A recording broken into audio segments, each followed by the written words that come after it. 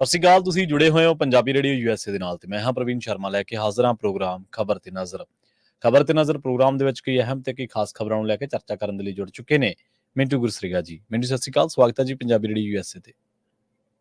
ਸ਼ੁਕਰੀਆ ਸਾਰਿਆਂ ਨੂੰ, ਸਤਿ ਸ੍ਰੀ ਅਕਾਲ ਜੀ। ਅੱਗੇ ਵਧਣ ਤੋਂ ਪਹਿਲਾਂ ਧੰਨਵਾਦ ਕਰਦੇ ਚਲੀਏ ਸਪਾਂਸਰਸ ਦਾ ਜਿਹੜੇ ਜ਼ਰੀਆ ਬਣਦੇ ਨੇ ਇਹਨਾਂ ਪ੍ਰੋਗਰਾਮਾਂ ਨੂੰ ਤੁਹਾਡੇ ਤੱਕ ਪਹੁੰਚਾਉਣ ਦੇ ਲਈ। ਖਾਲਸਾ ਇੰਸ਼ੋਰੈਂਸ ਏਜੰਸੀ ਵਾਲੇ, ਜਿਨ੍ਹਾਂ ਤੋਂ ਤੁਸੀਂ ਹਰ ਤਰੀਕੇ ਦੀ ਇੰਸ਼ੋਰੈਂਸ ਲੈ ਸਕਦੇ ਹੋ। ਇੰਸ਼ੋਰੈਂਸ ਬਾਰੇ ਪਤਾ ਕਰਨ ਦੇ ਲਈ ਇਹਨਾਂ ਦਾ ਨੰਬਰ ਹੈ 408-272-2500।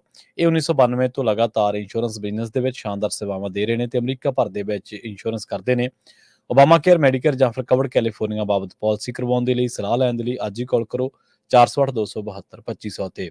ਟਰਕੀਅਨ ਇਮੀਗ੍ਰੇਸ਼ਨ ਲਾ ਫਰਮ ਵਾਲੇ ਜੇ ਟਰਕੀਅਨ ਅਟਾਰਨੀ ਟਰਕੀਅਨ ਦੇ ਨਾਲ ਤੁਸੀਂ US ਇਮੀਗ੍ਰੇਸ਼ਨ ਬਾਬਤ ਕੋਈ ਵੀ ਸਲਾਹ ਕਰਨੀ ਹੈ, ਕੋਈ ਵੀ ਸਵਾਲ ਪੁੱਛਣਾ ਤੇ ਇਹਨਾਂ ਦਾ ਨੰਬਰ ਹੈ 415-909-0503।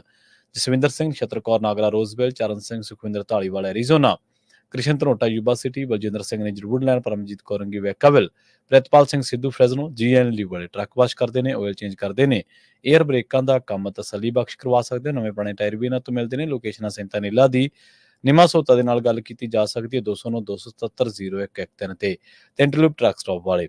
ਇਹਨਾਂ ਸਾਰੇ ਹੀ ਸਪਾਂਸਰਸ ਦਾ ਬਹੁਤ ਬਹੁਤ ਧੰਨਵਾਦ। ਤੇ ਜੇਕਰ ਤੁਸੀਂ ਵੀ ਪੰਜਾਬੀ ਰੇਡੀਓ USA ਦੇ ਇਹਨਾਂ ਪ੍ਰੋਗਰਾਮਾਂ ਨੂੰ ਸਪਾਂਸਰ ਕਰਨਾ ਚਾਹੁੰਦੇ ਹੋ ਤਾਂ ਸਟੂਡੀਓ ਦਾ ਨੰਬਰ ਹੈ 408-272-5200। ਅੱਜ ਦਾ ਇਹ ਖਬਰ ਤੇ ਨਜ਼ਰ ਪ੍ਰੋਗਰਾਮ ਸਾਲ 2024 ਦੀ 19 ਜੁਲਾਈ ਦਾ ਪ੍ਰੋਗਰਾਮ ਹੈ ਤੇ ਦਿਨ ਅੱਜ ਸ਼ੁੱਕਰਵਾਰ ਹੈ। ਮੈਨੂੰ ਜੀ ਖਬਰਾਂ ਦੀ ਸ਼ੁਰੂਆਤ ਕਰੀਏ ਆਪਾਂ ਅੰਮ੍ਰਿਤਪਾਲ ਸਿੰਘ ਦੇ ਭਰਾ ਤੋਂ। ਕਹਿੰਦੇ 2 ਦਿਨਾਂ ਦਾ ਰਿਮਾਂਡ ਮਿਲ ਗਿਆ ਜੀ। ਜੀ ਬਿਲਕੁਲ, ਜਿਸ ਗੱਲ ਦਾ ਇਮਕਾਨ ਸੀਗਾ, ਕਿਉਂਕਿ ਲੋਅਰ ਕੋਰਟ ਨੇ ਰਿਮਾਂਡ ਦਿੱਤਾ ਨਹੀਂ, ਪੁਲਿਸ ਦੇ ਮੰਗਿਆ ਤੋਂ ਉਸ ਤੋਂ ਬਾਅਦ ਫਿਰ ਇਹਨਾਂ ਨੇ ਸੈਸ਼ਨ ਕੋਰਟ ਦੇ ਵਿੱਚ ਜਾ ਕੇ ਪਟੀਸ਼ਨ ਪਾਈ ਸੀ। ਸੈਸ਼ਨ ਕੋਰਟ ਨੇ ਮਨਜ਼ੂਰ ਕੀਤਾ ਤੇ ਫਿਰ ਜਦੋਂ ਰਿਮਾਂਡ ਮਨਜ਼ੂਰ ਹੋ ਜਾਂਦਾ ਫਿਰ ਉਸ ਤੋਂ ਬਾਅਦ ਕਸਟਡੀ ਜਿਹੜੀ ਹੈ ਸੁਭਾਵਿਕ ਤੌਰ ਤੇ ਪੁਲਿਸ ਨੂੰ ਮਿਲ ਜਾਂਦੀ ਹੈ ਜੀ। ਹੁਣ ਅਦਾਲਤ ਦੇ ਵਿੱਚ ਪੇਸ਼ ਕਰ ਦਿੱਤਾ ਗਿਆ, ਯਾਨੀ ਇਸ ਤੋਂ 2 ਦਿਨ ਬਾਅਦ ਫਿਰ ਅਦਾਲਤ ਦੇ ਵਿੱਚ ਇਹਨਾਂ ਨੂੰ ਪੇਸ਼ ਕੀਤਾ ਜਾਏਗਾ, ਜਿਨ੍ਹਾਂ ਨੂੰ ਹਰਪ੍ਰੀਤ ਸਿੰਘ ਲੱਭਦੀ ਸੀ। ਹੁਣ ਇਹਦੇ ਚ ਕੀ ਪੁਲਿਸ ਇੰਟੈਰੋਗੇਟ ਕਰਕੇ ਕੱਢਦੀ ਆ, ਵੇਖਣ ਵਾਲੀ ਗੱਲ ਹੋਏਗੀ, ਕਿਉਂਕਿ ਜਿੰਨਾ ਕੁ ਪੁਲਿਸ ਨੇ ਹੁਣ ਤੱਕ ਦੱਸਿਆ ਉਹਨਾਂ ਕੋ ਆਪਾਂ ਦਰਸ਼ਕਾਂ ਨੂੰ ਸਰੋਤਿਆਂ ਨੂੰ ਦੱਸ ਚੁੱਕੇ ਹਾਂ।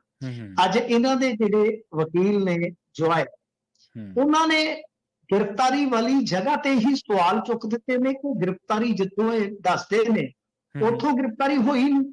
ਇਹਨਾਂ ਨੂੰ ਲਗਾਤਾਰ ਫੋਲੋ ਕੀਤਾ ਜਾ ਰਿਹਾ ਸੀ। ਫਿਰ ਉਹਨਾਂ ਨੇ ਕਿਹਾ ਕਿ ਜਿਹੜੀ ਟ੍ਰਾਂਜੈਕਸ਼ਨ ਦੀ ਗੱਲ ਕੀਤੀ ਜਾ ਰਹੀ ਆ ਕਿ ਵਾਇਆ ਪੇਟੀਐਮ 10,000 ਰੁਪਇਆ ਜਿਹੜਾ ਹੈ ਉਹ ਦਿੱਤਾ ਗਿਆ ਹੈ, ਯਾਨੀ ਉਕਤ ਜਿਹੜਾ ਕਥਿਤ ਪੈਡਲਰ ਹੈ ਜਿਸ ਤੋਂ ਖਰੀਦਿਆ ਗਿਆ ਸਮਾਨ, ਤਾਂ ਉਹ ਕਹਿੰਦੇ ਕਿ ਸਕਰੀਨਸ਼ਾਟ ਹਾਲੇ ਤੱਕ ਰਿਕਾਰਡ ਤੇ ਨਹੀਂ ਆਇਆ।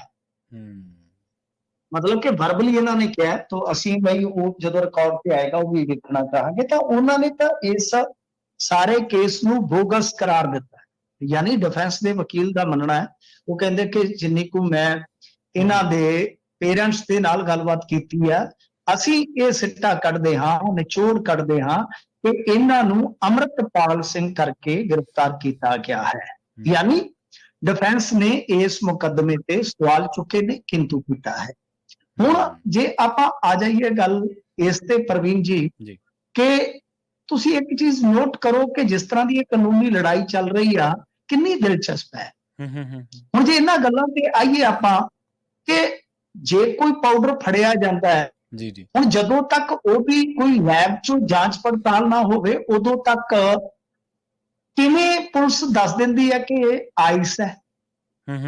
ਕਿੱਦਾਂ? ਇਹ ਇੱਕ ਵੱਡੀ ਗੱਲ ਹੈ। ਤੇ ਫਿਰ ਵੀ ਪੈਸੇ ਉਕਤ ਖਾਤੇ 'ਚ ਗਏ ਨੇ ਤੇ ਸਕਰੀਨਸ਼ਾਟ ਹਾਲੇ ਤੱਕ ਰਿਕਾਰਡ ਤੇ ਨਹੀਂ ਹੈ, ਇਹ ਕਾਫੀ ਕੁਝ ਕਹਿੰਦਾ। ਤਾਂ ਕਹਿਣ ਦਾ ਮਤਲਬ ਇਹ ਆ ਕਿ ਦੇਖੋ 2 ਦਿਨ ਦਾ ਰਿਮਾਂਡ ਇਹਨਾਂ ਨੇ ਹਾਸਲ, ਮੈਂ ਜੋ ਤੁਹਾਨੂੰ ਗੱਲ ਕਹਿੰਦਾ ਸੀਗਾ ਕੱਲ ਵੀ ਆਪਾਂ ਬਾਤ ਤਫਸੀਲ ਇਹ ਗੱਲ ਕੀਤੀ ਆ, ਲੰਮੀ ਚੌੜੀ ਗੱਲ ਕੀਤੀ ਹੈ। ਇਨਫੈਕਟ ਜ਼ਿਆਤੀ ਤੌਰ ਤੇ ਵੀ ਜੋ ਕੁਛ ਮੇਰਾ ਕਹਿ ਲੋ ਕਿ ਆਪਣਾ ਮੰਨਣਾ ਸੀ, ਨਜ਼ਰੀਆ ਸੀ, ਮੈਂ ਉਹ ਵੀ ਪ੍ਰਗਟ ਕੀਤਾ। ਤਾਂ ਗੱਲ ਇਹ ਆ ਕਿ ਉਹੀ ਚੀਜ਼ਾਂ ਨੇ ਕਿ ਜੇਕਰ ਇਸ ਕੇਸ ਦੇ ਵਿੱਚ ਕੁਝ ਕਮਜ਼ੋਰ ਕੜੀਆਂ ਨੇ ਕਿ ਉਹਨਾਂ ਨੂੰ ਮਜ਼ਬੂਤ ਕਰਨ ਦਾ ਯਤਨ ਕੀਤਾ ਜਾ ਰਿਹਾ ਦੁਬਾਰਾ ਤੋਂ। ਇਹੀ ਇਸ ਕੇਸ ਦੀ ਹੁਣ ਕਹਿ ਲਈਏ ਕਿ ਰੌਚਕ ਕਹਾਣੀ ਹੈ। ਜ਼ਮਾਨਤ ਇਹਨਾਂ ਦੀ ਹੋ ਜਾਣੀ ਆ, ਜ਼ਮਾਨਤ ਹੋ ਜਾਏਗੀ, ਪਰ ਗੱਲ ਇਹ ਆ ਕਿ ਇਹਦੇ ਵਿੱਚ ਹੁਣ ਜਿਹੜੀ 2 ਟੈਸਟ ਵਾਲੀ ਆ ਕਹਾਣੀ, ਉਹਦੇ ਵਿੱਚ ਵੀ ਵਕੀਲ ਸਾਹਿਬ ਇਹ ਕਹਿ ਰਹੇ ਆ ਕਿ ਦੇਖੋ ਜੀ ਜਿਮ ਜਾਂਦੇ ਆ ਸਟੇਰੋਇਡ ਲੈ, ਮੈਨੂੰ ਇਹ ਗੱਲ ਥੋੜੀ ਜਿਹੀ ਹਜਮ ਨਹੀਂ ਹੋਈ।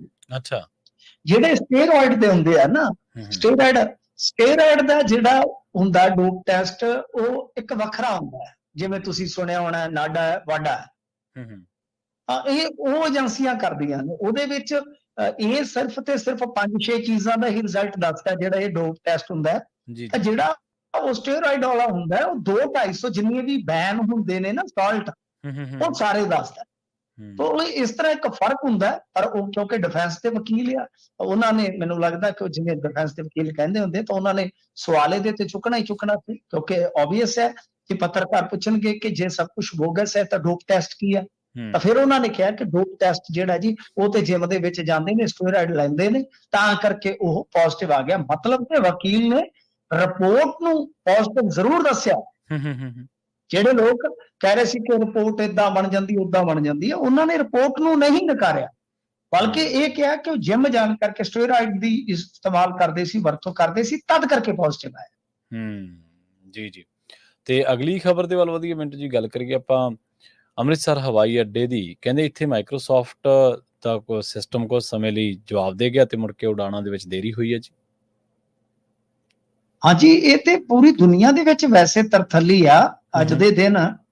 ਤੇ ਜ਼ਾਰਾ ਜੀ ਗੱਲ ਆ ਕਿ ਜਦੋਂ 에ਅਰਪੋਰਟ, ਹਸਪਤਾਲਾਂ 'ਚ ਜਿਹੜੇ ਸੈਟੇਲਾਈਟ ਕੁਝ ਚੈਨਲ ਨੇ, ਉਹਨਾਂ ਦੇ ਵਿੱਚ ਜਦੋਂ ਇਸ ਤਰ੍ਹਾਂ ਦੀ ਦਿੱਕਤ ਆ ਗਈ ਤਾਂ ਫਿਰ ਸਮੱਸਿਆਵਾਂ ਤੇ ਹਰੇਕ ਥਾਂ ਤੇ ਆਉਣਗੀਆਂ। ਤਾਂ ਆਪਾਂ ਪੰਜਾਬ ਦੀ ਜੇ ਗੱਲ ਕਰੀਏ ਤੇ ਇੱਥੇ ਵੀ ਅੰਮ੍ਰਿਤਸਰ 에ਅਰਪੋਰਟ ਤੇ ਕਾਫੀ ਸਮੱਸਿਆਵਾਂ ਆਈਆਂ ਨੇ।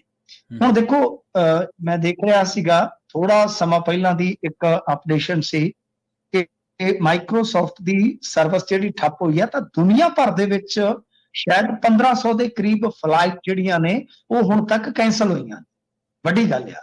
ਬੈਂਕ, ਸਟਾਕ ਮਾਰਕੀਟ, ਮੈਂ ਜਿਵੇਂ ਤੁਹਾਨੂੰ ਦੱਸਿਆ, ਸੈਟੇਲਾਈਟ ਚੈਨਲ, ਹਸਪਤਾਲ, ਮੈਟਰੋ, ਮਾਲ, ਇਹ ਸਾਰੀਆਂ ਚੀਜ਼ਾਂ ਹੀ ਪ੍ਰਭਾਵਿਤ ਹੋਈਆਂ ਨੇ।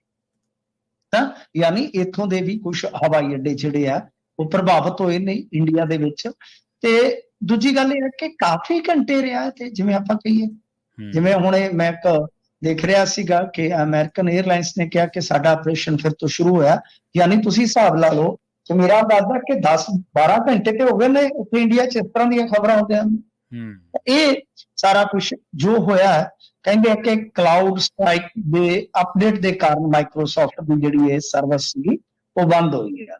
ਖੈਰ, ਲੰਡਨ ਸਟਾਕ ਐਕਸਚੇਂਜ ਵੀ ਚਾਲੂ ਹੋ ਗਿਆ। RBI ਨੇ ਵੀ ਕਹਿ ਦਿੱਤਾ ਕਿ 10 ਬੈਂਕ ਤੇ NBFC ਦੇ ਉੱਤੇ ਮਾਮੂਲੀ ਅਸਰ ਆਇਆ, ਕੋਈ ਜ਼ਿਆਦਾ ਵੱਡਾ ਨਹੀਂ।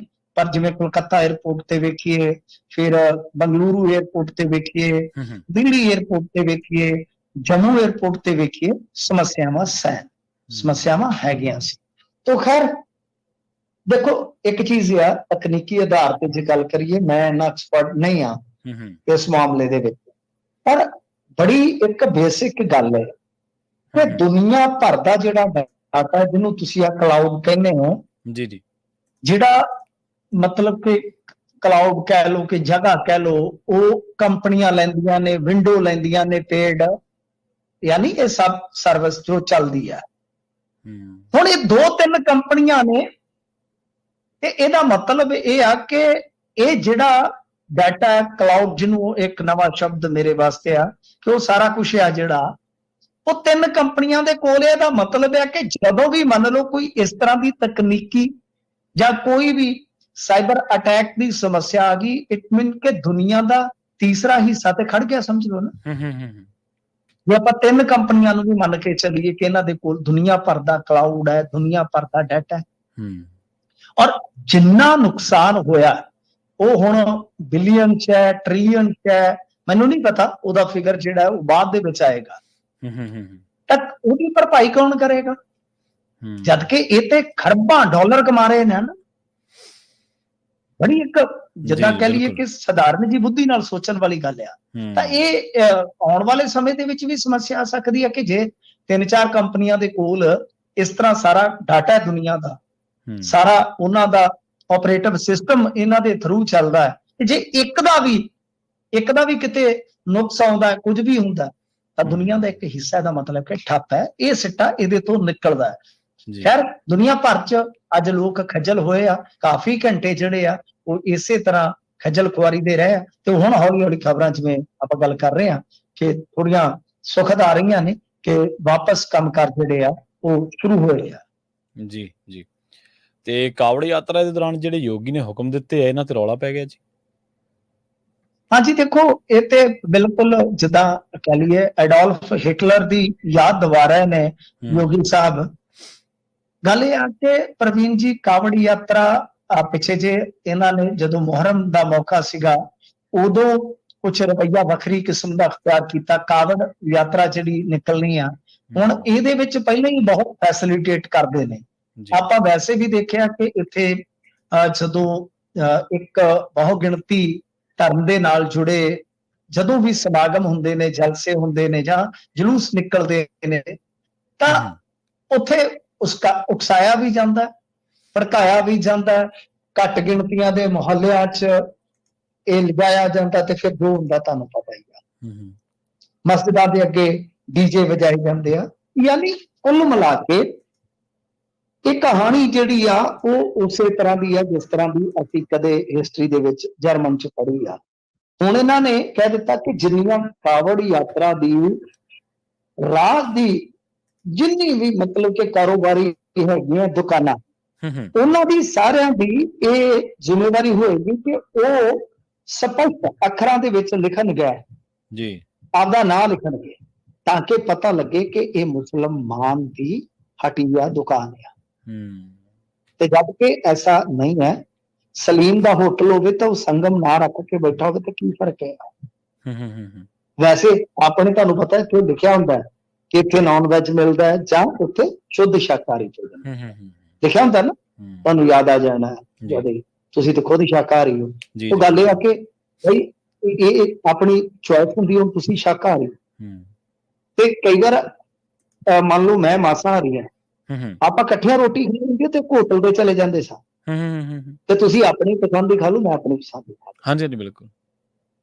ਇਹ ਮਤਲਬ ਕਿ ਤੁਸੀਂ ਆਪ ਹੀ ਅੰਦਾਜ਼ਾ ਲਾ ਲਓ ਕਿ ਕਿਸ ਤਰ੍ਹਾਂ ਦੀ ਮਾਨਸਿਕਤਾ ਕੰਮ ਕਰ ਰਹੀ ਆ। ਮਾਨਸਿਕਤਾ ਵੀ ਨਹੀਂ, ਮੈਂ ਇਹਨੂੰ ਪ੍ਰਵੀਨ ਜੀ ਇੱਕ ਨਿਰੋਲ ਸ਼ੁੱਧ ਰੂਪ ਰਾਜਨੀਤੀ ਮੰਨਦਾ। ਉਹ ਕਿਵੇਂ? ਮੇਰੇ ਕੋਲ ਆਪਣਾ ਇੱਕ ਨਜ਼ਰੀਆ ਹੈ ਇਹਨਾਂ ਚੀਜ਼ਾਂ ਨੂੰ ਸਮਝਣ ਦਾ ਕਿ ਯੋਗੀ ਆਦਿੱਤਿਆਨਾਥ ਦੇ ਕੋਲ ਹੁਣ ਕੋਈ ਹੋਰ ਚਾਰਾ ਨਹੀਂ ਰਿਹਾ। ਬਿਲਕੁਲ, ਉਹ ਗੁਜਰਾਤ ਲੌਬੀ ਦੇ ਨਾਲ ਅੜ ਰਿਹਾ ਤੇ ਮੈਨੂੰ ਲੱਗਦਾ ਕਿ ਸਿਰਫ ਤੇ ਸਿਰਫ ਇੱਕ ਤਰ੍ਹਾਂ ਨਾਲ ਕਹਿ ਲਓ ਕਿ ਆਪਣੇ ਆਪ ਨੂੰ ਮਜ਼ਬੂਤ ਕਰਨ ਵਾਸਤੇ ਇਸ ਤਰ੍ਹਾਂ ਦੇ ਕੱਟੜਵਾਦੀ ਫੈਸਲੇ ਲੈ ਜਾਣ। ਤੇ ਇਹ ਜੋ ਮਤਲਬ ਕਿ ਇਹ ਹੁਕਮ ਦਿੱਤੇ ਆ, ਬਿਲਕੁਲ ਜੇ ਤੁਸੀਂ ਹਿਸਟਰੀ 'ਚ ਜਾਓਗੇ ਯਹੂਦੀਆਂ ਦੇ ਨਾਲ ਸਭ ਤੋਂ ਪਹਿਲਾਂ ਇਹੀ ਹੋਇਆ ਸੀ। ਹਾਲਾਂਕਿ ਯਹੂਦੀ ਅੱਜ ਆਪਣਾ ਸਮਾਂ ਭੁੱਲ ਕੇ ਫਿਲਿਸਤੀਨ ਨਾਲ ਕੀ ਕਰ ਰਹੇ ਆ ਉਹ ਤੁਹਾਡੇ ਸਾਹਮਣੇ।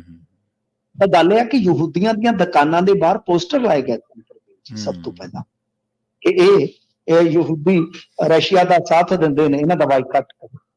ਬਾਈਕਾਟ ਤੋਂ ਇਲਾਵਾ ਮੁਸ਼ਟੰਡੇ ਖਲੋਂਦੇ ਸਨ ਬਕਾਇਦਾ ਕਿ ਮਤਲਬ ਕਿ ਕੋਈ ਔਰਤ ਜਿਹੜੀ ਆ, ਬੱਚੇ ਆ ਜਿਹੜੇ ਉਧਰ ਨਾ ਡਰਾਉਂਦੇ ਸੀ। ਫਿਰ ਉਸ ਤੋਂ ਬਾਅਦ ਮਤਲਬ ਕੋਈ ਲੋਕਾਂ ਨੂੰ ਡਰਾਇਆ ਜਾਂਦਾ ਸੀ ਤੇ ਉਹ ਚਲਦਾ ਚਲਦਾ ਕੰਮ ਵੇਖ ਲਓ ਗੈਸ ਚੈਂਬਰਾਂ ਤੱਕ ਚਲੇ ਗਿਆ। ਏਦਾਂ ਹੀ ਇੱਥੋਂ ਸ਼ੁਰੂ ਹੋਇਆ ਤਾਂ ਉੱਥੇ ਤੱਕ ਚਲੇ ਗਿਆ। ਤਾਂ ਉਧਰ ਵੀ ਹਿਟਲਰ ਦੇ ਨਾਲ ਉਹ ਗੋਇਬਲਸ ਸੀਗਾ ਨਾ, ਜਿਹੜਾ ਕਹਿੰਦਾ ਸੀ ਵਾਰ ਝੂਠ ਬੋਲੋਗੇ ਤਾਂ ਸੱਚ ਜੱਚ ਜਾਂਦਾ। ਤੇ ਇੱਧਰ ਵੀ ਤੁਸੀਂ ਦੇਖ ਲਓ ਜੋੜੀ ਹੋ ਗਿਆ ਜਿਹੜੀ ਸਭ ਕੁਛ ਇਹ ਰੰਗ ਤਮਾਸ਼ੇ ਦੇਖ ਰਹੀ ਆ। ਤਾਂ ਬਿਲਕੁਲ ਮੈਂ ਕਹੂੰਗਾ ਕਿ ਇਹ ਇਸ ਤਰ੍ਹਾਂ ਦੀ ਰਾਜਨੀਤੀ ਆ ਕਿ ਇਹਦੀ ਜਿਹੜੀ, ਜਿਵੇਂ ਆਪਾਂ ਦੇਖੀਏ, ਮੈਂ ਉਦੋਂ ਵੀ ਗੱਲ ਕੀਤੀ ਸੀ ਕਿ ਬੜੇ ਖੁੱਲੇ ਰੂਪ 'ਚ ਗੱਲ ਕੀਤੀ ਸੀ ਕਿ ਡੋਨਲਡ ਟਰੰਪ ਵਾਲੀ ਘਟਨਾ ਤੋਂ ਸਾਡੇ ਮੁਲਕ ਨੂੰ ਸਬਕ ਲੈਣਾ ਚਾਹੀਦਾ। ਕਿਉਂਕਿ ਡੋਨਲਡ ਟਰੰਪ ਤੇ ਤਾਂ ਇੱਕ ਵਾਰੀ ਇਹ ਚੀਜ਼ ਹੋਈ ਆ, ਸਾਡੇ ਇੱਥੇ ਬਹੁਤ ਵਾਰੀ ਹੋਈ ਆ ਕਿ ਕਦੇ ਕੋਈ ਪ੍ਰਦਰਸ਼ਨ 'ਚ ਪਿਸਤੌਲ ਲੈ ਕੇ ਚਲਾ ਜਾਂਦਾ, ਕਦੇ ਸੀਏ ਦੇ ਪ੍ਰਦਰਸ਼ਨਾਂ 'ਚ ਚਲੇ ਜਾਂਦੇ ਨੇ ਲੋਕ ਹਿੰਸਕ ਹੋਣ, ਕਦੇ GNU ਦੇ ਵਿੱਚ ਵੜ ਕੇ ਕੁੱਟਿਆ ਜਾਂਦਾ ਵਿਦਿਆਰਥੀਆਂ ਨੂੰ। ਦਿੱਲੀ 'ਚ ਵਾਇਲੈਂਸ ਹੋਈ ਆ, ਕਦੇ ਬੀਫ ਦੇ ਨਾਮ ਤੇ ਕੱਟ ਦਿੱਤਾ ਜਾਂਦਾ। ਯਾਨੀ ਇਹ ਚੀਜ਼ਾਂ ਜਿਹੜੀਆਂ ਉਹ ਸਾਡੇ ਪਹਿਲਾਂ ਹੀ ਬਹੁਤ ਵੱਡੇ ਰੂਪ ਤੇ ਨੇ ਤੇ ਉਹ ਕਿਸੇ ਤੇ ਵੀ ਪੁੱਠੀਆਂ ਪੈ ਸਕਦੀਆਂ ਗੱਲਾਂ, ਕਿਸੇ ਤੇ ਵੀ ਪੁੱਠੀਆਂ ਪੈ ਸਕਦੀਆਂ। ਅਸੀਂ ਸਬਕ ਨਹੀਂ ਲੈ ਰਹੇ। ਸੋ ਗੱਲ ਇਹ ਆ ਕਿ ਹਾਂ, ਮੁਸਲਿਮ ਭਾਈਚਾਰੇ ਨੂੰ ਉਦਾਂ ਹੀ ਅਪੀਲ ਕਰਦੇ ਹੋ ਕਿ ਯਾਰ ਕਾਵੜ ਯਾਤਰਾ ਆਉਣੀ ਆ ਕਿ ਬਈ ਤੁਸੀਂ ਇੰਨੇ ਦਿਨ ਆਪਦਾ ਜਿਹੜਾ ਭੋਜਨ ਹੈ ਸ਼ਾਕਾਹਾਰੀ ਰੱਖ। ਤਾਂ ਮੈਨੂੰ ਨਹੀਂ ਲੱਗਦਾ ਕੋਈ ਨਾ ਕਰੇਗਾ। ਔਰ ਸਗੋਂ ਏਦਾਂ ਇਤਫਾਕ ਵਧੇ ਕਿ ਜੇ ਕੋਈ ਕਾਵੜ ਯਾਤਰਾ 'ਚ ਹਿੱਸਾ ਲੈਂਦਾ ਹੈ, ਉਹ ਸ਼ੁੱਧ ਭੋਜਨ ਜਿਹੜਾ ਸ਼ਾਕਾਹਾਰੀ ਭੋਜਨ ਹੈ ਉਹ ਜਾ ਕੇ ਮੁਸਲਿਮ ਦੁਕਾਨ ਤੋਂ ਛਕ ਲੇ ਤੇ ਕੀ ਫਰਕ ਪਏਗਾ? ਮੈਨੂੰ ਨਹੀਂ ਲੱਗਦਾ ਕਿ ਨਾ ਹੀ ਕੋਈ ਇਸ ਤਰ੍ਹਾਂ ਕੋਈ ਹੋਵੇਗਾ। ਤੇ ਖੈਰ ਇਹ ਸਾਰੀ ਸਿਆਸਤ ਹੈ, ਰਾਜਨੀਤੀ। ਫਿਰ ਜਦੋਂ ਉਹ ਰਿਪੋਰਟਾਂ ਕੱਢਦੇ ਨੇ US ਵਾਲੇ ਕਿ ਇੱਥੇ ਆਹ ਕੁਛ ਕਰਦੇ, ਇੱਥੇ ਆਹ ਕੁਛ ਕਰਦੇ, ਫਿਰ ਇੱਥੇ ਚੀਕਾਂ ਨਿਕਲਦੀਆਂ, ਨਹੀਂ ਨਹੀਂ ਜੀ ਸਾਨੂੰ ਤੇ ਬਦਨਾਮ ਕਰਨ ਦੇ ਯਤਨ ਨੇ, ਸਾਡੇ ਮੁਲਕ ਦੇ ਵਿੱਚ ਤੇ ਬਹੁਤ ਟੋਲਰੈਂਸ ਆ, ਬਹੁਤ ਇੱਕ ਦੂਜੇ ਦੀ ਕਦਰ ਹੈ। ਜੀ ਜੀ ਬਿਲਕੁਲ। ਤੇ ਭਾਰਤ ਸਰਕਾਰ ਨੇ ਡਰੱਗ ਦੇ ਖਿਲਾਫ ਕੋਈ ਮੁਹਿੰਮ ਵਿੱਢੀ ਹੈ ਜੀ? ਹਾਂਜੀ, ਦੇਖੋ ਇਹਨਾਂ ਨੇ ਨਾ ਇੱਕ, ਤੁਹਾਨੂੰ ਯਾਦ ਹੋਣਾ ਪ੍ਰਵੀਨ ਜੀ, ਕਿ ਜਿਵੇਂ ਸਾਡੇ ਇੱਥੇ NCB ਦਾ ਦਫ਼ਤਰ ਖੋਲ ਦਿੱਤਾ ਸੀ। ਪੰਜਾਬ ਵਾਹਿਦ ਸੂਬਾ ਹੈ ਕਿ ਜਿੱਥੇ 2 NCB ਦੇ ਇਹਨਾਂ ਦੇ ਦਫ਼ਤਰ ਨੇ। ਇਸ ਤਰ੍ਹਾਂ ਸ੍ਰੀਨਗਰ 'ਚ ਵੀ ਲੱਗਾ। ਤਾਂ ਇਹ ਸੀਗਾ ਕਿ ਪਿਛਲੀ ਟਰਮ ਦੇ ਵਿੱਚ ਸ਼ਾਹ ਸਾਹਿਬ ਨੇ ਕਿਹਾ ਸੀਗਾ ਕਿ ਡਰੱਗ ਤੇ ਅਸੀਂ ਬਹੁਤ ਵੱਡਾ ਐਕਸ਼ਨ ਕਰਾਂਗੇ। ਹੁਣ ਇਹਨਾਂ ਨੇ ਕਹਿ ਲਓ ਕਿ ਪੋਰਟਲ ਲਾਂਚ ਕਰ ਦਿੱਤਾ, ਹੈਲਪਲਾਈਨ ਨੰਬਰ ਲਾਂਚ ਕਰ ਦਿੱਤਾ ਜੀ ਕਿ ਤੁਸੀਂ ਸਿੱਧਾ ਇੱਥੇ ਸ਼ਿਕਾਇਤ ਕਰੋ, ਠੀਕ ਹੈ, ਤੇ ਐਕਸ਼ਨ ਜਿਹੜਾ ਤੁਹਾਡਾ ਨਾਂ ਗੁਪਤ ਰੱਖ ਕੇ ਹੋਵੇਗਾ। ਤੇ ਜੇ ਤੁਸੀਂ ਰੀਹੈਬ 'ਚ ਜਾਣਾ ਆ, ਫਰਜ਼ ਕਰੋ ਕਿ ਛੱਡਣਾ ਵੀ ਆ, ਤੇ ਤਦ ਵੀ ਤੁਹਾਨੂੰ ਹੈਲਪ ਦਿੱਤੀ ਜਾਏਗੀ। ਤਾਂ ਦੇਖੋ ਹੁਣ ਇਹਦਾ ਰਿਜ਼ਲਟ ਪ੍ਰਵੀਨ ਜੀ ਕੀ ਨਿਕਲਦਾ। ਪਰ ਮੈਂ ਤੇ ਬਹੁਤ ਲੰਮੇ ਸਮੇਂ ਤੋਂ ਉਡੀਕ ਰਿਹਾ ਸੀਗਾ, ਕਿਉਂਕਿ ਇਹ ਕੇਂਦਰ ਦੀਆਂ ਸਰਕਾਰ ਦੀਆਂ ਨੀਤੀਆਂ ਤੋਂ ਬਿਨਾ ਜੇ ਆਪਾਂ ਵੇਖੀਏ ਨਾ ਪ੍ਰਵੀਨ ਜੀ, ਇਹ ਸੂਬਾ ਸਰਕਾਰ ਦੇ ਵੱਸ ਦਾ ਰੋਗ ਹੈ ਨਹੀਂ। ਇਹ ਮੈਂ ਬਹੁਤ ਪਹਿਲਾਂ ਤੇ ਬਹੁਤ ਵਾਰੀ ਦੁਹਰਾ ਚੁੱਕਾ ਵਾਂ ਕਿ ਇਹ ਸੂਬਾ ਸਰਕਾਰਾਂ ਦਾ ਵੱਸ ਦਾ ਰੋਗ ਨਹੀਂ ਹੈ। ਇੱਥੇ ਲੋਕਲ ਲੈਵਲ ਤੇ ਤੁਹਾਨੂੰ ਪਤਾ ਪੋਲਿਟਿਕਸ ਕਿਸ ਤਰ੍ਹਾਂ ਕੰਮ ਕਰਦੀ ਆ, ਪੁਲਿਸ ਫੋਰਸ ਕਿਸ ਤਰ੍ਹਾਂ ਕੰਮ ਕਰਦੀ ਆ, ਕਿ ਕੇਂਦਰ ਜੇ ਨੀਤੀ ਲੈ ਕੇ ਆਵੇ, ਉਹਨੂੰ ਹੁਣ ਪਤਾ ਲੱਗੇਗਾ ਕਿ ਰੀਹੈਬ 'ਚ ਕਿੰਨੇ ਲੋਕ ਜਾਣਾ ਚਾਹੁੰਦੇ ਨੇ ਤੇ ਉਹ ਰੀਹੈਬ ਕਿਸ ਤਰ੍ਹਾਂ ਦਾ ਹੋਣਾ ਚਾਹੀਦਾ। ਤਾਂ ਉਸ ਤੋਂ ਬਾਅਦ ਲੱਗਦਾ ਕਿ ਠੋਸ ਰੂਪ 'ਚ ਕੋਈ ਪਾਲਿਸੀ ਵੀ ਆਏਗੀ। ਲਿਹਾਜ਼ਾ ਇਹਨਾਂ ਨੇ ਕੰਮ ਜਿਹੜਾ ਸ਼ੁਰੂ ਕਰ ਦਿੱਤਾ ਹੈ। ਜੇ ਤੁਸੀਂ ਇਜਾਜ਼ਤ ਦਿਓ ਤਾਂ ਮੈਂ ਤੁਹਾਨੂੰ ਨੰਬਰ ਵੀ ਦੱਸ ਦਿੰਦਾ, ਜੇ ਕਿਸੇ ਨੇ ਕੋਈ ਵੀ ਇਤਲਾਹ ਜਿਹੜੀ ਆ ਉਹ ਦਰਜ ਕਰਵਾਉਣੀ ਹੋਵੇ ਤੇ ਉਹ ਕਰਵਾ ਸਕਦਾ ਹੈ। ਕਾਫੀ ਇਹਨਾਂ ਨੇ ਮਤਲਬ ਕਿ ਇਸ ਗੱਲ ਤੇ ਜ਼ੋਰ ਦਿੱਤਾ ਕਿ ਭਾਈ ਤੁਸੀਂ ਮਤਲਬ ਕਿ ਆਓ ਸਾਡੇ ਇਸ ਪੋਰਟਲ ਤੇ ਆਓ, ਆ ਕੇ ਸ਼ਿਕਾਇਤ ਦਰਜ ਕਰਵਾਓ, ਅਸੀਂ ਤੁਹਾਡੀ ਹੈਲਪ ਕਰਾਂਗੇ। ਤਾਂ ਬਾਕੀ ਹੁਣ ਇਹ ਤਾਂ ਸਮਾਂ ਹੀ ਦੱਸੇਗਾ ਬਈ ਕੀ ਨਤੀਜਾ ਨਿਕਲਦਾ। ਤੇ ਮੈਂ ਤੁਹਾਨੂੰ ਦੱਸ ਦੇਣਾ, ਪੋਰਟਲ ਜਿਹੜਾ ਇਹਨਾਂ ਨੇ ਮਾਨਸ ਲਾਂਚ ਕੀਤਾ, ਹੈਲਪਲਾਈਨ, ਨੈਸ਼ਨਲ ਨਾਰਕੋਟਿਕਸ ਹੈਲਪਲਾਈਨ ਹੈ ਜਿਹੜੀ, ਤੇ ਇਹਦੇ ਵਿੱਚ ਇਹਨਾਂ ਨੇ ਕਹਿ ਲਓ ਕਿ ਇੱਕ ਦਿੱਤੀ ਹੈ ਵੈਬਸਾਈਟ ਤੇ ਇੱਕ ਹੈਲਪਲਾਈਨ ਨੰਬਰ ਹੈ 1933 ਜੀ, 1933। ਇਹਦੇ ਤੇ ਕੋਈ ਵੀ ਸ਼ਿਕਾਇਤ ਜਿਹੜੀ ਆ ਉਹ ਦਰਜ ਕੀਤੀ ਜਾ ਸਕਦੀ ਹੈ। ਪੋਰਟਲ ਦੇ ਵਿੱਚ ਵੀ ਸਬਮਿਟ ਏ ਟਿਪ ਸੈਕਸ਼ਨ 'ਚ ਜਾ ਕੇ ਜਾਣਕਾਰੀ ਦਿੱਤੀ ਜਾ ਸਕਦੀ ਹੈ। ਤੇ ਤੀਸਰੀ ਇੱਕ ID ਵੀ ਆ, ਇਹ ਸ਼ਾਇਦ info.ncbmanas.gov.in ਤੇ ਇਹਦੀ ਸੂਚਨਾ ਵੀ ਦਿੱਤੀ ਜਾ ਸਕਦੀ। ਖੈਰ ਕੱਲ ਸ਼ਾਹ ਸਾਹਿਬ ਬੋਲ ਰਹੇ ਸਨ ਕਿ ਦੇਸ਼ ਦੇ ਵਿੱਚ 1 ਗ੍ਰਾਮ ਵੀ ਡਰੱਗ ਜਿਹੜਾ ਹੈ ਉਹ ਅਸੀਂ ਬਾਹਰੋਂ ਨਹੀਂ ਆਉਣ ਦੇਣਾ। ਹੁਣ ਇਹ ਵੱਖਰੀ ਗੱਲ ਹੈ ਕਿ ਇੱਥੇ ਭਾਵੇਂ ਜਿੰਨਾ ਮਰਜ਼ੀ ਬਣੀ ਜਾਵੇ ਕਿ ਉਹਨੂੰ ਅਲਾਉ ਕਰੋਗੇ ਤਾਂ ਉਹਨੂੰ ਕਿਵੇਂ ਰੋਕਿਆ ਜਾਏਗਾ? ਉਹਨੂੰ ਵੀ ਰੋਕਿਆ ਜਾਣਾ ਜ਼ਰੂਰੀ ਹੈ। ਤਾਂ ਹੁਣ ਇਹਨਾਂ ਨੇ ਇੱਕ ਤਰ੍ਹਾਂ ਨਾਲ ਆਸ ਦੀ ਕਿਰਨ ਤੇ ਵਿਖਾਈ ਹੈ, ਬਾਕੀ ਦੇਖੋ ਹੁਣ ਕੀ ਬਣਦਾ। ਜੀ। ਤੇ ਮੈਨੂੰ ਜੀ ਅਗਲੀ ਖਬਰ ਦੇ ਵੱਲ ਵਧੀਆ ਗੱਲ ਕਰੀਏ। ਰਾਜਪਾਲਾਂ ਨੂੰ ਜਿਹੜੀ ਛੋਟ ਦੇਣ ਵਾਲੀ ਸੰਵਿਧਾਨਕ ਵਿਵਸਥਾ ਹੈ, ਇਹਦੀ ਹੁਣ ਸੁਪਰੀਮ ਕੋਰਟ ਜਾਂਚ ਕਰੇਗਾ ਜੀ। ਹਾਂਜੀ, ਤੁਹਾਨੂੰ ਪਤਾ ਹੁੰਦਾ ਹੈ ਕਿ ਬੰਗਾਲ ਦੇ ਵਿੱਚ ਇੱਕ ਬਹੁਤ ਵੱਡਾ ਰੌਲਾ ਪੈ ਗਿਆ ਸੀਗਾ ਤੇ ਬੀਬੀ ਮਮਤਾ ਬੈਨਰਜੀ ਨੇ ਆਖਿਆ ਸੀ ਰਾਜਪਾਲ ਤੇ ਏਡਾ ਠਰਕੀ ਔਂਤਰਾ ਵੀ ਜਨਾਨੀਆਂ ਹੀ ਸਾਡੀਆਂ ਤੇ ਉਧਰ ਜਾਣ ਨੂੰ ਘਬਰਾਉਂਦੀਆਂ ਰਾਜ ਤੋਂ। ਇਹ ਬਹੁਤ ਵੱਡੀ ਗੱਲ ਸੀ ਕਿਉਂਕਿ ਇੱਕ ਕੱਚੀ ਕਰਮਚਾਰਨ ਜਿਹੜੀ ਸੀ ਉਹਨੇ ਦੋਸ਼ ਲਾ ਦਿੱਤਾ ਸੀਗਾ ਕਥਿਤ ਤੌਰ ਤੇ ਸ਼ੋਸ਼ਣ ਦਾ ਰਾਜਪਾਲ ਤੇ। ਹੁਣ ਹੁੰਦਾ ਕੀ ਆ, ਇਹ ਜਿਹੜਾ ਇੰਡੀਆ ਦਾ ਸੰਵਿਧਾਨ ਆ ਨਾ, ਇਹਦੇ ਵਿੱਚ ਤੁਹਾਨੂੰ ਪਤਾ ਹੀ ਆ ਗਵਰਨਰ ਬਹੁਤ ਪੁਰਾਣਾ ਕਨਸੈਪਟ ਆ। ਤਾਂ ਜਿਹੜਾ ਪ੍ਰੈਜ਼ੀਡੈਂਟ ਹੈ ਤੇ ਜਿਹੜਾ ਗਵਰਨਰ ਹੈ ਮੌਕੇ ਦਾ, ਸੰਵਿਧਾਨ ਦੀ ਧਾਰਾ ਜਿਹੜੀ 361 ਹੈ ਉਹਦੇ ਤਹਿਤ ਮਤਲਬ ਕਿ ਰਾਜਪਾਲ ਨੂੰ ਇਹ ਇੱਕ ਸੁਰੱਖਿਆ ਕਵਚ ਮਿਲਿਆ ਹੁੰਦਾ ਹੈ, ਸੁਰੱਖਿਆ ਛਤਰੀ ਮਿਲੀ ਹੁੰਦੀ ਆ ਕਿ ਉਹਦੀ ਗ੍ਰਿਫਤਾਰੀ ਨਹੀਂ ਹੋ ਸਕਦੀ, ਉਹਦੇ ਖਿਲਾਫ ਮੁਕੱਦਮਾ ਦਰਜ ਨਹੀਂ ਹੋ ਸਕਦਾ। ਪਰ ਹੁਣ ਜਦੋਂ ਪਹਿਲਾਂ ਵੀ ਇਸ ਤਰ੍ਹਾਂ ਦੇ ਮੌਕੇ ਆਏ ਨੇ, ਇੱਕ ਮੌਕੇ ਤੇ ਮੈਨੂੰ ਯਾਦ ਹੈ ਨਾਰਥ ਈਸਟ ਦੇ ਵਿੱਚ ਮਿਜ਼ੋਰਮ 'ਚ ਸੀਗਾ ਸ਼ਾਇਦ ਇੱਕ ਰਾਜਪਾਲ, ਉਹਦੇ ਤੇ ਵੀ ਸ਼ੋਸ਼ਣ ਦੇ ਦੋਸ਼ ਲੱਗੇ ਸੀ। ਉਸਨੇ ਤੁਰੰਤ ਅਸਤੀਫਾ ਦੇ ਦਿੱਤਾ ਸੀ, ਪਰ ਜਿਹੜਾ ਬੰਗਾਲ ਦਾ ਰਾਜਪਾਲ ਹੈ ਉਹ ਅੜਿਆ ਹੁੰਦਾ। ਹੁਣ ਇਹ ਇੱਕ ਮਾਮਲਾ ਬਹਿਸ ਦਾ ਬਣ ਗਿਆ ਕਿ ਜੇ ਮੰਨ ਲਓ ਇਸ ਤਰ੍ਹਾਂ ਦੀ ਕਿਸੇ ਵੱਡੇ ਅਹੁਦੇਦਾਰ ਨੂੰ ਸ਼ੋਭ ਪ੍ਰਾਪਤ ਆ ਤਾਂ ਕੀ ਉਹ ਜੋ ਮਰਜ਼ੀ ਕਰ ਲੇਗਾ, ਮਨਮਰਜ਼ੀਆਂ ਕਰੇਗਾ? ਤਾਂ ਫਿਰ ਇਹ ਮਾਮਲਾ ਜਿਹੜਾ ਹੈ ਉਹ ਸੁਪਰੀਮ ਕੋਰਟ 'ਚ ਚਲੇ ਗਿਆ ਤੇ ਸੁਪਰੀਮ ਕੋਰਟ ਨੇ ਇਸ ਮਾਮਲੇ ਨਾਲ ਨਜਿੱਠਣ ਲਈ ਅਟਾਰਨੀ ਜਨਰਲ ਜਿਹੜੇ ਆ ਆਰ ਵੈਂਕਟ ਮਣੀ ਉਹਨਾਂ ਤੋਂ ਮਦਦ ਮੰਗੀ। ਤਾਂ ਖੈਰ ਔਰਤ ਦਾ ਨਾਮ ਜਿਹੜਾ ਹੈ ਉਹ ਇਹ ਰਿਕਾਰਡ ਤੋਂ ਹਟਾ ਦਿੱਤਾ ਗਿਆ। ਔਰਤ ਵੱਲੋਂ ਇੱਕ ਸੀਨੀਅਰ ਵਕੀਲ ਵੀ ਪੇਸ਼ ਹੋਏ ਸੀ। ਤਾਂ ਇਹਦਾ ਮਤਲਬ ਤੇ ਇਹ ਹੈ ਕਿ ਚਲੋ ਔਰਤ ਦਾ ਨਾਂ ਤੇ ਹੈ ਇਸ ਕੇਸ ਦੇ ਵਿੱਚ, ਬਟ ਆਪਾਂ ਨੂੰ ਪਤਾ ਹੀ ਆ ਕਿ ਅਸਲ ਦੇ ਵਿੱਚ ਬੰਗਾਲ ਗਵਰਨਮੈਂਟ ਤੇ ਗਵਰਨਰ ਇਹਨਾਂ ਦੀ ਲੜਾਈ ਆ। ਇਹ ਬੜਾ ਹੁਣ ਦਿਲਚਸਪ ਮਾਮਲਾ ਹੋ ਜਾਏਗਾ ਸੁਪਰੀਮ ਕੋਰਟ ਦੇ ਵਿੱਚ ਜਦੋਂ ਆਰਗੂਮੈਂਟ ਹੋਣਗੇ, ਸਾਰੀਆਂ ਦਲੀਲਾਂ ਹੋਣਗੀਆਂ, ਇੱਕ ਵਾਰੀ ਤੋਂ ਫੇਰ ਪੜਚੋਲ ਹੋਏਗੀ ਕਿ ਕੀ ਇਸ ਤਰ੍ਹਾਂ ਦੀ ਸੁਰੱਖਿਆ ਛਤਰੀ ਜਿਹੜੀ ਆ ਕਾਨੂੰਨੀ ਤੌਰ ਤੇ ਗਵਰਨਰ ਜਾਂ ਰਾਸ਼ਟਰਪਤੀ ਨੂੰ ਜਾਰੀ ਰਹਿਣੀ ਚਾਹੀਦੀ ਹੈ ਜਾਂ ਖਤਮ ਹੋ ਜਾਣੀ ਚਾਹੀਦੀ ਹੈ, ਜਾਂ ਉਹਨੂੰ ਸੀਮਿਤ ਕਰ ਦਿੱਤਾ ਜਾਵੇ ਕਿ ਤਾਕਤ ਰਵੇ। ਪਰ ਇਹ ਨਹੀਂ ਹੈ ਕਿ ਹਰੇਕ ਮਾਮਲੇ ਦੇ ਵਿੱਚ ਉਹ ਪਰਚਾ ਰਹਿਤ ਹੋ ਜਾਵੇ ਕਿ ਉਹਦੇ ਤੇ ਪਰਚਾ ਨਹੀਂ ਹੋ ਸਕਦਾ ਜਾਂ ਉਹਦੀ ਗ੍ਰਿਫਤਾਰੀ ਨਹੀਂ ਹੋ ਸਕਦੀ। ਬਿਲਕੁਲ। ਤੇ ਮਿੰਟੂ ਜੀ, ਇੱਕ ਦਿਨ ਆਪਾਂ ਗੱਲ ਕੀਤੀ ਸੀ IAS ਬੀਬੀ ਜਿਹੜੀ ਪੂਜਾ ਦੇ ਮਾਮਲੇ ਬਾਰੇ ਕਿ ਇਹਨੇ ਕਿਵੇਂ ਜੁਗਾੜ ਲਾਏ ਆ, ਆਖਰ ਉਹਦੇ ਤੇ FIR ਦਰਜ ਹੋਈ ਗਈ ਜੀ?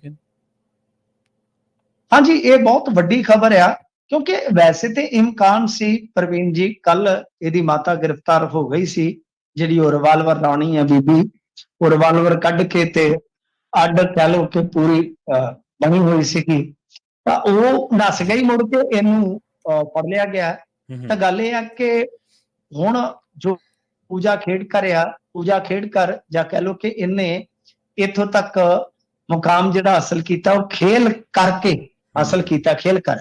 ਤਾਂ ਹੁਣ UPSC ਨੇ ਇਹਦੇ ਤੇ FIR ਕਟਾ ਦਿੱਤੀ ਆ। ਉਹਦਾ ਕਾਰਨ ਇਹ ਆ ਕਿ ਜੋ ਸੈਂਟਰਲ ਐਡਮਿਨਿਸਟ੍ਰੇਟਿਵ ਟ੍ਰਿਬਿਊਨਲ ਹੈ, ਕੈਟ ਜਿਸ ਨੂੰ ਆਪਾਂ ਕਹਿ ਦਿੰਦੇ ਆ, ਉਹਨੇ ਇਹ ਗੱਲ ਕਹੀ ਹੈ ਕਿ 2020 ਤੇ 2023 ਦੇ ਵਿੱਚ ਜੋ ਦੋ ਅਰਜ਼ੀਆਂ ਦੋ ਵੱਖ-ਵੱਖ ਟੈਂਟ ਵਾਸਤੇ ਇਹਨੇ ਫਾਈਲ ਕੀਤੀਆਂ ਸੀਗੀਆਂ, ਤਾਂ ਉਹਦੇ ਵਿੱਚ 20 ਚ ਇਹਨੇ ਆਪਣਾ ਨਾਮ ਰੱਖਿਆ ਸੀਗਾ ਖੇਡਕਰ ਪੂਜਾ ਦਿਲੀਪ ਰਾਵ, ਠੀਕ ਹੈ, ਤੇ ਉਮਰ 30 ਸਾਲ ਦੱਸੀ ਸੀ। ਜਦ ਕਿ 3 ਸਾਲਾਂ ਬਾਅਦ ਆਪਦੀ ਅਰਜ਼ੀ ਦੇ ਵਿੱਚ ਇਹਨੇ ਨਾਮ ਦੱਸਿਆ ਪੂਜਾ ਮਨੋਰਮਾ ਦਲੀਪ ਖੇਡਕਰ ਜੀ, ਯਾਨੀ ਤੇ ਨਾਂ ਵੀ ਬਦਲਿਆ ਤੇ ਉਮਰ ਦੱਸੀ 31 ਸਾਲ। ਕਾਇਦੇ ਦੇ ਮੁਤਾਬਕ 3 ਸਾਲ ਬਾਅਦ ਉਮਰ ਹੋਣੀ ਚਾਹੀਦੀ ਹੈ 33 ਸਾਲ। ਤੁਸੀਂ ਉਮਰ ਲਿਖ ਰਹੇ ਹੋ 31 ਸਾਲ। ਮਤਲਬ ਕਿ ਪੈਰ ਤੇ ਸਭ ਝੂਠ ਆ।